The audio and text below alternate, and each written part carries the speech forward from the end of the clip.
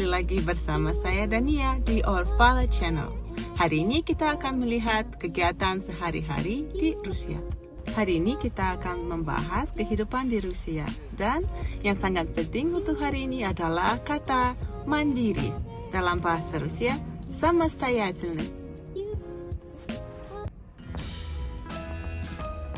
Kenapa kata mandiri sangat utama? Itu karena di Rusia memang harus sangat mandiri. Misalnya, kalau mau isi bensin di pom bensin, harus isi pom bensin sendiri tanpa dibantu oleh karyawan. Apalagi kalau musim dingin, sedingin sekarang sekitar minus 25 derajat, orangnya jarang di luar karena dingin. Dan kita harus isi bensin sendiri dan langsung bayar di kasir. Contoh satu lagi adalah belanja, tapi yang itu kita akan bahas nanti.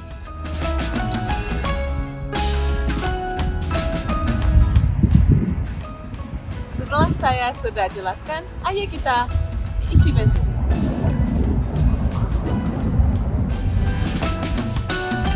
Di Rusia ada beberapa macam bensin, yaitu 92, 95, 98, dan 100 oktan dan diesel. Kita biasanya isi 95.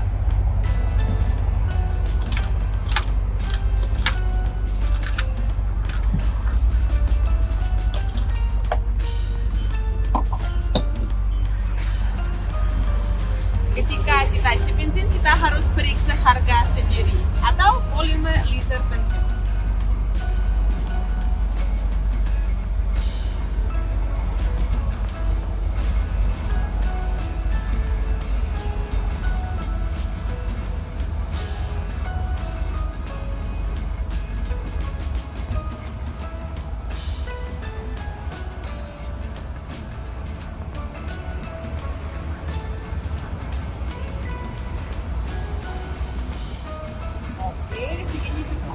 Beberapa hari. Sekarang kita harus perhatikan nomor tempat isi bensin kita. Kita dapat nomor 3. Ingat nomor Anda untuk nanti bayar di kasir.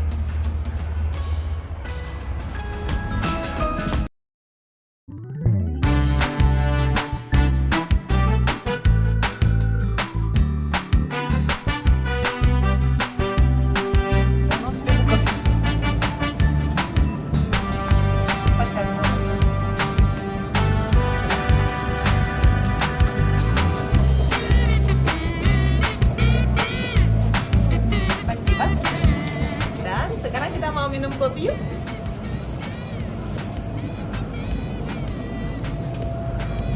Saya sudah cerita semuanya harus sendiri. Ambil gelas dan bikin kopi.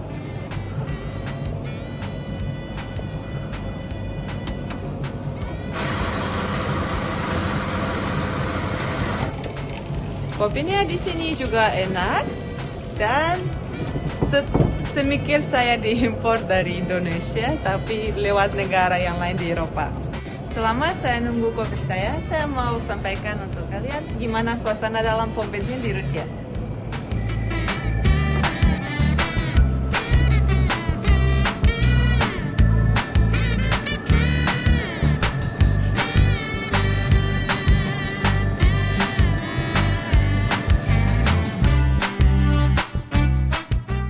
Juga disediakan topi untuk kalau kita bisa tambah sirup atau gula atau kayu manis. Kesukaan saya adalah kayu manis. Dan karena virus sekarang kita wajib pakai masker selama kita masak. Kalau minum baru boleh lepas masker.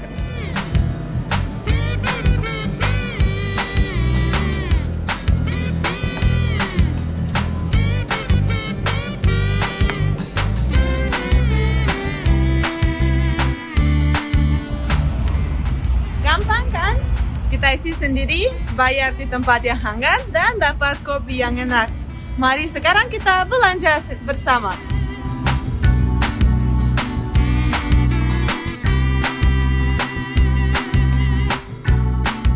Sekarang kita sudah berada di parkiran di supermarket. Dan mulai dari kita masuk ke tempat parkir, kita sudah mulai mandiri. Pertama, pas kita masuk, kita sendiri cari tempat untuk parkir. Yang kedua, tidak ada tukang parkir yang bantu kita parkir. Orang Indonesia sudah biasa langsung pas mau parkir, dengar terus kanan kiri kan? Di sini nggak ada. Dan kita harus cari itu sendiri.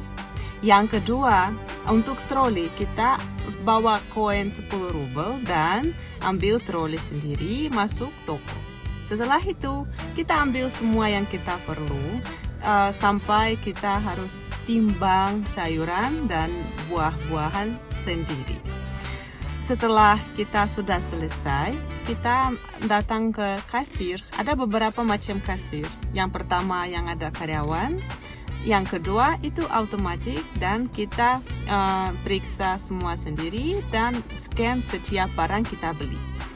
Setelah kita bayar, kita ambil plastik sendiri dan taruh semua barang kita ke dalam plastik itu.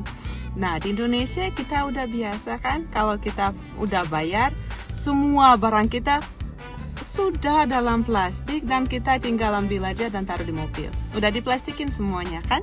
Di sini tidak ada servis seperti itu dan kita harus semua lakukan sendiri. Untuk parkiran, kita hari ini dapat cepat tempatnya karena hari kerja dan siang hari. Biasanya pada malam hari atau weekend itu butuh waktu lama untuk ketemu tempat yang kosong. Tapi positif dari sini adalah parkiran di Rusia biasanya gratis. Di sini tempat troli dan kita butuh koin 10 rubel.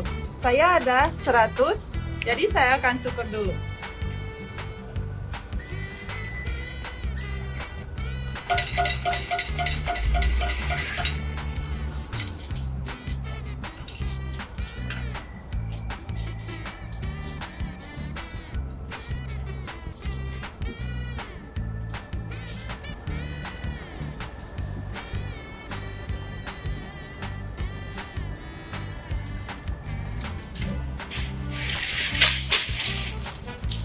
Oke, mari kita belanja.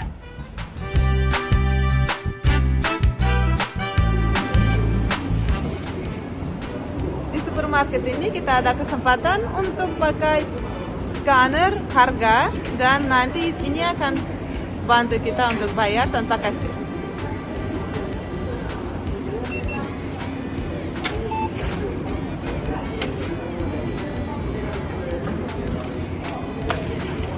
Oke, mari kita belanja.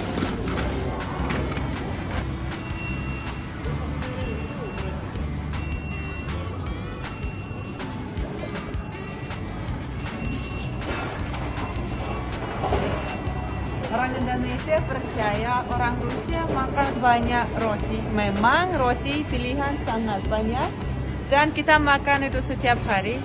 Walau itu bukan makanan paling penting buat kita selalu makan roti.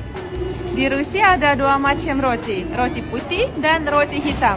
Biasanya kita bilang хлеб, yaitu roti hitam, dan baton untuk roti putih.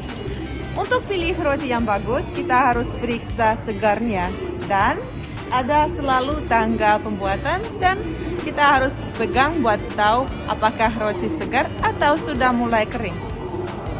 Misalnya kita ambil roti dan kita bisa melihat tanggalnya di sini. Selalu ada tanggal. Sebaiknya kita pilih yang membuat hari ini atau paling jelek itu yang kemarin, tapi itu udah mulai kering sebenarnya.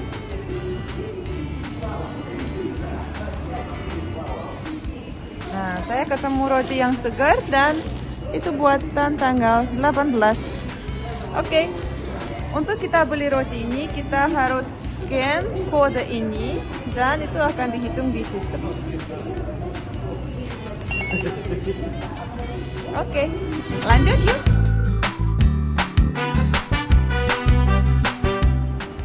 Orang Rusia biasanya makan siang atau makan sore selalu pakai roti, dan kebanyakan itu pakai roti hitam yang kita udah bahas, dipanggil хлеб atau черный хлеб. Dan ini salah satu contoh roti Rusia yang biasanya orang makan pada makan siang dan makan sore. Kita beli satu juga.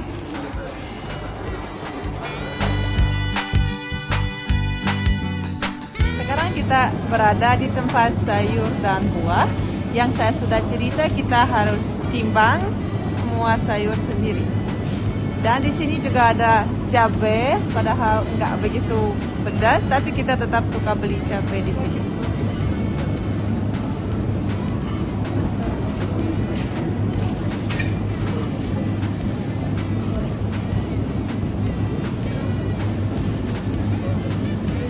Harga per 100 gram, dan kalau kita mau timbang harus ingat angka yang ditulis di sini.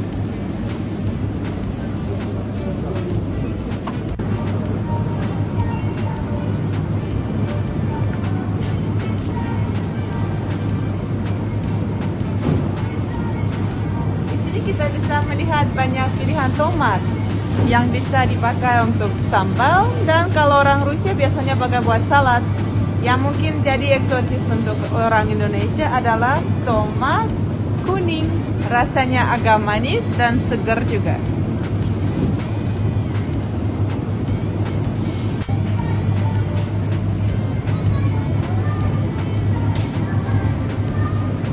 Kalau kita sudah ambil sebanyak kita butuh, kita harus lagi cek kodenya. Untuk tomat kita kode 11, dan kita akan timbang sekarang.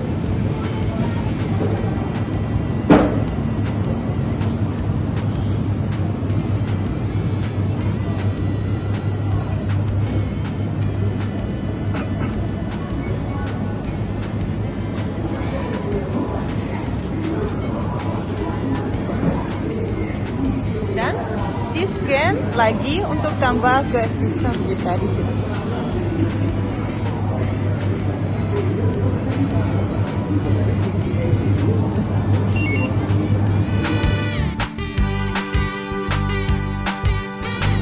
Lihat apa yang saya temukan. Dan tulisannya cabai rawit 100 gram sekitar 200 rubel, yaitu 40.000 rupiah per 100 gram.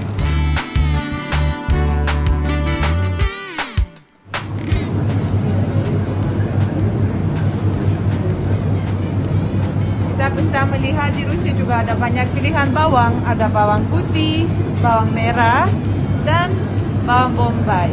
Paling terkenal adalah bawang bombay. Kita biasanya pakai untuk masak sup atau yang lain.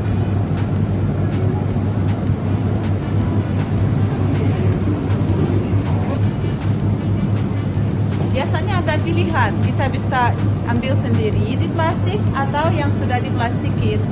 Bedanya harga, yang ini lebih mahal, yang ini kita harus timbang sendiri tapi dapat harga lebih bagus. Di Rusia tidak ada pilihan pisang kecuali pisang biasa dari Ekuador atau pisang mini. Nggak ke Indonesia kan? Kita akan beli dan lihat harganya.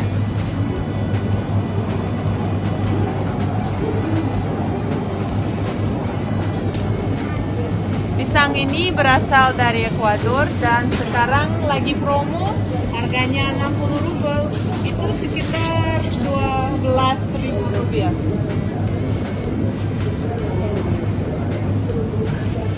Di sini juga ada alpukat.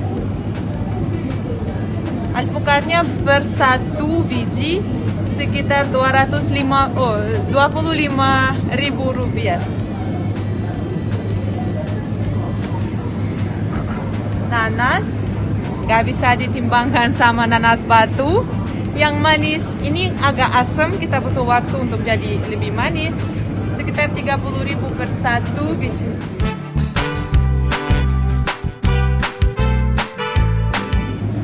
Di tempat buah selalu ada tempat kecil yang kita bisa ketemu, dan di sana biasanya ada buah eksotis. Coba kita lihat.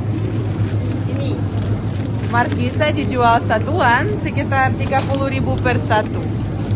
Dan apalagi ada nanas kecil yang mungkin manis, dan ini udah 50.000. Yang paling lucu buat saya, mungkin nggak buat semua, adalah rambutan. Setahu saya rambutan seperti ini nggak boleh dijual di Indonesia, walaupun di Rusia ini tetap dijual dan banyak yang pilih dan mau coba karena nggak semua mengerti caranya milih buah eksotis yang segar dan bagus. Untuk 6 biji di sini kita dapat harga 50.000. Sebelah sini juga ada buah Indonesia, kan? Dan ini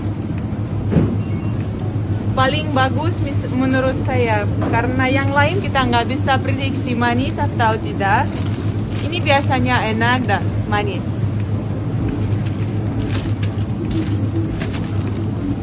Karena saya tahu kualitas Indonesia dan rasa yang harus punya buah eksotis, saya tidak akan beli di sini karena sayang buang uang, dan saya tahu caranya melihat kualitasnya bagus atau tidak.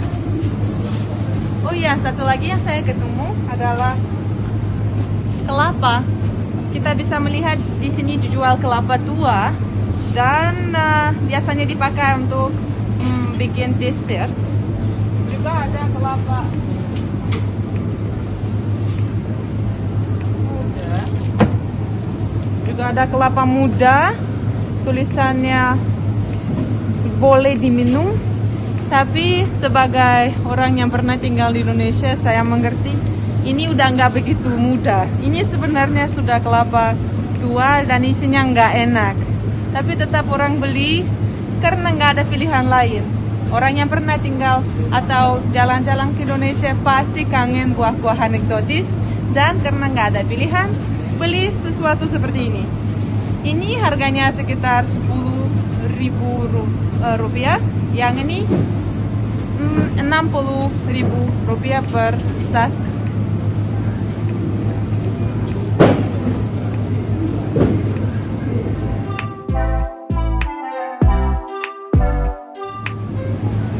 Walaupun kita sudah lihat di sini banyak buah eksotis yang nggak begitu bagus, ada salah satu yang saya akan beli.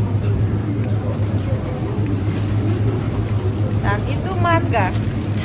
Karena kalau kita bisa lihat mangga udah diplastikin satuan, ini nggak butuh ditimbang.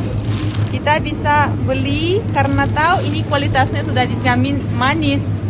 Pasti nggak semanis mangga Indonesia, tapi karena kita nggak ada banyak pilihan dan kita sangat jauh dari negara eksotis, ini pilihan yang agak bagus dan saya akan beli karena sangat kangen buah-buahan Indonesia.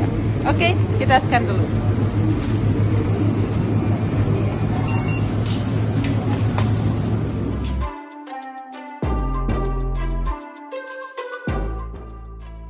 Part selanjutnya kita akan sama-sama cari tahu cara belanja makanan halal di Rusia. Saksikan terus Orvala Channel dan jangan lupa like, comment, dan subscribe.